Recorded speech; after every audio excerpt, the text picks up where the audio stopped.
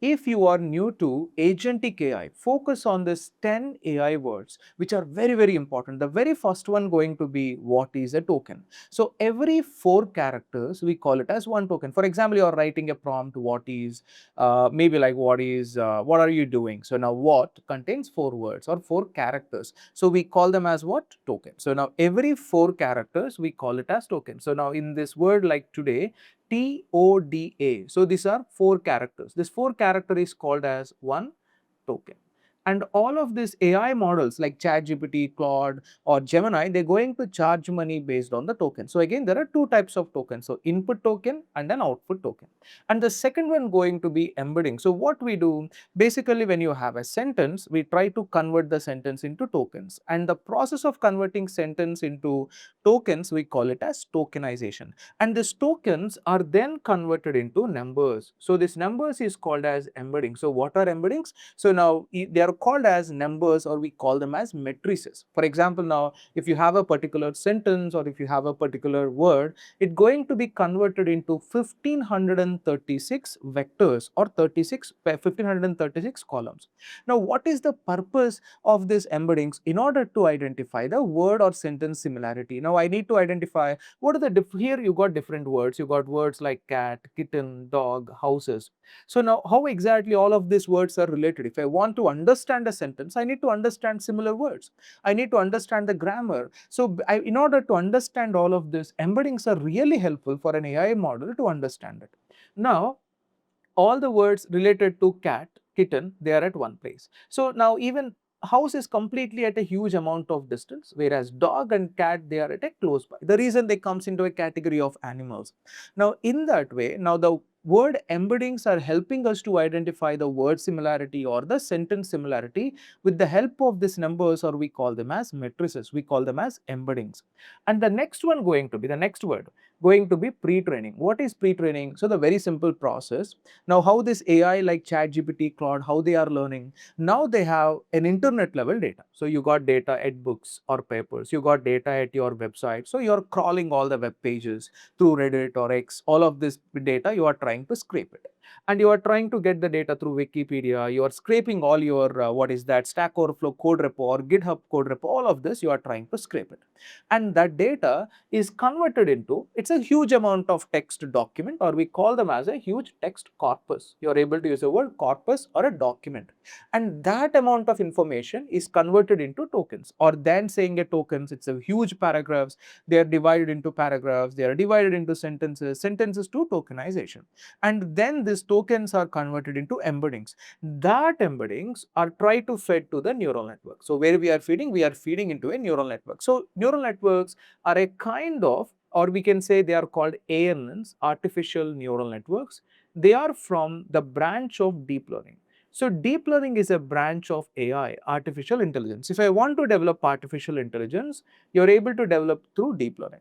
So the deep learning uses ANNs, so artificial neural networks. So it contains the mathematical equations which mimic human brain in simple lines.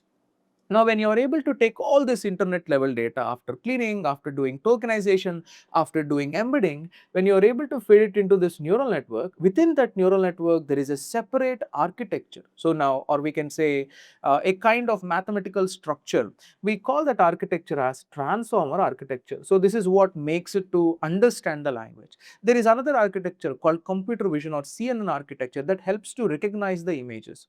So now in that way, each architecture within the neural networks going to help us to do various activities. And now this particular neural network going to start understanding all of this data with the help of next word prediction. It is reading, for example, let's take you are trying to listen lot of songs. As you keep on listening to the songs, what happens at a point if the you are able to start predicting the next word in the lyric, you are able to start singing with a particular song. The reason why you keep on listening to the same song multiple times, you are able to start remembering those particular words. You are able to start doing it. We call it as word next word prediction. That's what your basic learning step of your AI models are. And this approach of predicting or learning the next word is called as what? Self-supervised learning. What is this called as? Self-supervised learning. So with the help of this self-supervised learning, there is no specific labeled data. The goal is itself to predict the next word. So it is keep on learning all of this internet level data we have collected it. So we call it as pre-trained model, or we call them as a foundational model. So this foundational model cannot be used for question answering. If I ask a question, what is Gen AI, it cannot give a response. So regular like your AI model. So now if I'm asking about, tell me about this, it cannot give a response. Why? It got trained towards predicting the next word, something like this. Now you can see now deep learning is a very, so now the foundational model is trained to predict the next word. Like it's a powerful, innovative, complex, weak or limited. So this is called your pre-trained model. And after pre-training, in order to behave like a ChatGPT or a Claude model, you need to perform one more step. We call it as fine-tuning. The fourth word, what is that called as fine-tuning? So what is the purpose of fine-tuning? Now, it got trained all the internet level data, but it need to work more like a question and answering. For that reason, we try to perform fine-tuning. Now, within this fine-tuning, we provided with a lot of labeled information related to, we collected a lot of labeled information. So this is the question someone asked. So what are the best practices for managing my Grok 2 API key? And here are some best practices for managing your Grok 2. This is how a human gave a response. So we collected this various questions and the responses provided by the human. So we collected this labeled data, or we call it as a question answering data, and we fed this into another neural network. We fed this into what? Another neural network in order to learn the different questions and the responses. The very first stage is gaining all the internet level information, foundational model. Now we are customizing it for a specific task. What is fine tuning? We are customizing it for a specific task, for a question and answering, like an assistant. We are trying to customize it. So we call it as fine tuning. So this fine tuning can be done again. If I want to go deeper, so there are, for example, you see this word 70 billion model, 405 billion model. What are they?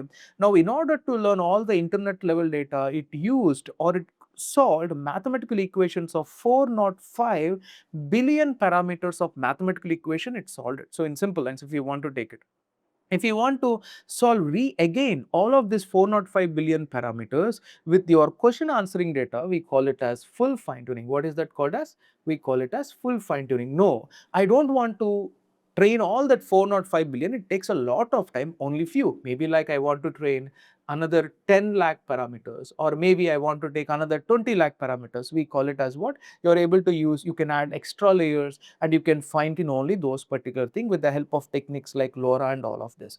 And we have one more approach called as RLHF, which going to be reinforcement learning human feedback. What is that? Reinforcement learning human feedback, which going to be your fifth word. What is the purpose of this reinforcement learning human feedback? Now it learned how exactly to give a response for every question.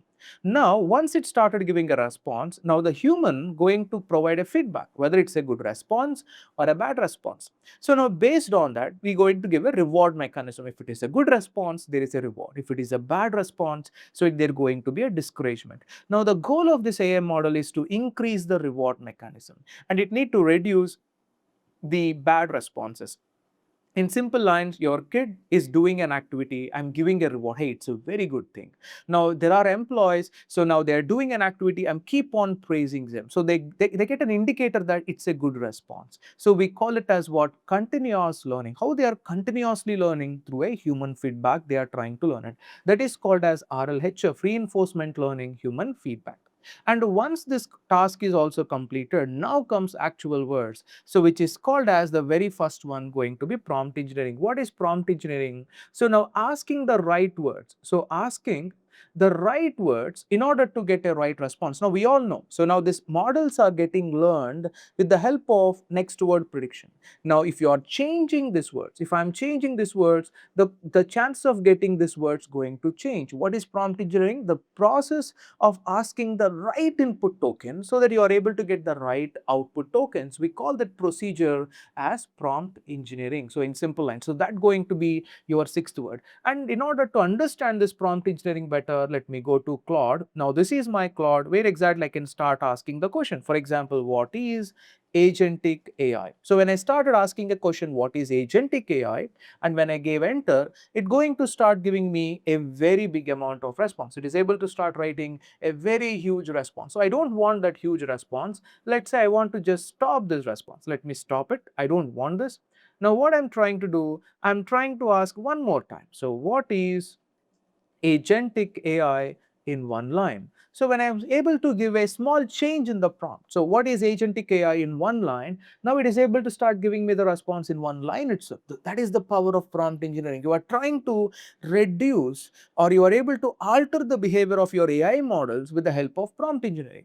So now there is one more problem with your AI models. We call them as what? Hallucination. What is hallucination? So now this AI models may not give the exact response every time. They may start mimicking. If you are asking a question which it really doesn't know, it may start hallucinating, or it may start imagining some particular response and it's going to say. For example, you ask me what is ML. If even though I don't know, I can start imagine it. Machines, when they start learning, we call machine learning. So that is called hallucination. So your AI models can hallucinate. You are able to control them with one of the technique called prompting. There are various techniques to control hallucination. One of the technique is called prompt engineering, and there is another technique to control the hallucination. So I don't really believe in this AI models. So whatever the response they are giving, I don't believe in the internet data which they got trained. So I thought of providing my own data. For example, I'm trying to upload my own data. I'm trying to upload a file, a textbook. I'm trying to load it, and I started asking a question, give me 5 data engineering principles. So now when I uploaded a particular textbook and I started asking, give me data engineering principles, now it is trying to refer to that external data or that PDF. So we call that as RAG architecture, retrieval augmented generation. So what is meant by retrieval augmented generation? It is started to refer to the external data to give a response. Now the quality of the response, I no need to worry. Why? Now in order to give a response, it is going through the textbook, it is understanding the principles of data engineering, and it started giving the response. So that is called as RAG architecture. Now see here, it is able to start looking at the textbook, and it is able to start creating the principles: reliability, scalability, maintainability, schema evolution, pick the right tools for the what is that access patterns. So not the popular one. So these are some of the principles from this particular textbook. This is called what? RAG architecture, the seventh word. And now let's try to understand one more thing called as what is that? Agentic AI. So before understanding agentic AI, let's understand about another word called generative AI. So now what is generative AI? If I'm able to start asking a particular prompt, it is able to start giving a response. We call generative AI, very simple. Now what I want to do, now the goal is not about generating a response, it need to do certain actions. So what is the action? Now I want to, if you see this plus sign, and if you are able to click on not files, let me click on plus sign, click on the connectors, you are able to see I connected with Canva, I connected with Xcali Draw, I connected with Gmail, I connected with vidIQ. Now these are all tools. Now what are tools? So now you are able to see the simple definition here of the agentic AI. What is agentic AI? That autonomously plans, uses tools, and take multi-step action. So it is able to start thinking. For example, if I started asking a question, so now what are my unread emails? So when I started giving a prompt, what are my unread emails? Now it is able to start thinking, okay, it is able to load the tools. So which tool it loaded? It is able to load my Gmail tool. It is able to start connecting to my Gmail.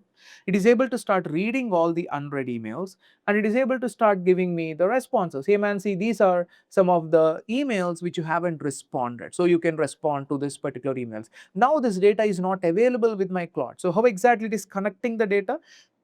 With the help of MCP, Model Context Protocol. So Model Context Protocol is a standard approach in order to connect these AI models with your various, what is that, tools like Gmail or with Canva or with Facebook or with some trading platform. So we call it as what? MCP. So if there is no MCP, what is the way? The best and possible way going to be API, Application Program Interface. With the help of APIs, you are able to connect this Claude, Claude, Gemini, ChatGPT with any of this particular tools. So we are able to call them as what? in simple lines API, or we are able to connect them with the help of what? MCP. Now by connecting them, what happens? This generative AI models can start being agentic, means they are able to start doing actions. They can read unread emails. They are able to draft the emails. So they are able to perform certain actions. So when your AI is able to start performing actions, they can plan, they can perform an action, they can observe the action, and based on the prompt you gave it, they can again redo the action until you get a satisfied result. So we call it as agentic AI. So now you learned about few words. So now token, you learned about embedding, you learned about pre-training, you learned about fine-tuning, you learned about RLHF, reinforcement learning, human feedback, you learned about prompt engineering, you learned about RAG, you learned about MCP or API, you learned about generative AI, and you learned about agentic AI. So these are the 10 words. I hope you got a clear understanding about all of them. In case if you have any doubts, you can share your views in the comment section. Thank you.